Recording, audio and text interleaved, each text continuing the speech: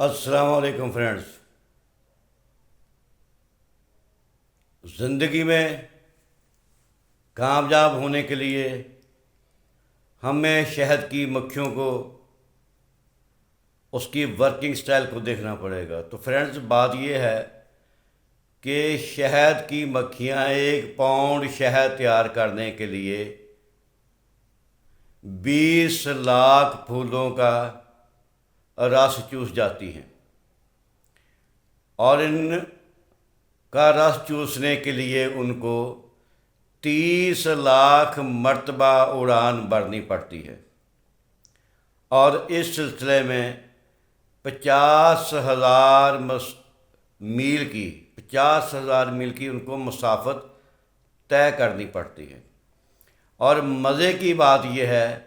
کہ اتنی تگد اور ایفرٹ کے بعد بھی وہ جو سب کا سب رس ہے وہ شہد نہیں بنتا، بلکہ اس میں 1/3 حصہ جو ہے وہ شہد کی شکل اختیار کرتا ہے۔ مکھیاں اس کو جمع کرتی ہیں، اور اس کے اندر جو زائد پانی ہوتا ہے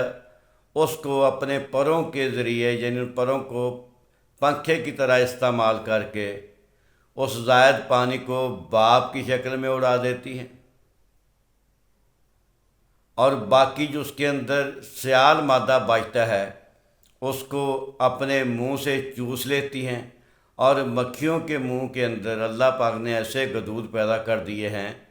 جس کے ذریعے بعد میں بچ جانے والا جو مادہ ہے وہ میٹھے شہد کی شکل اختیار کر لیتا ہے۔ یہ ہے ان کا ورکنگ سٹائل۔ اس سے ہم انسانوں کو یہ لیسن ملتا ہے کہ اگر مکھیوں کی طرح جیسے وہ ہنی بنانے میں، شہد بنانے میں کامیاب ہوتی ہیں، اگر انسان نے بھی زندگی میں کوئی بامقصد طرح کی کامیابی حاصل کرنی ہے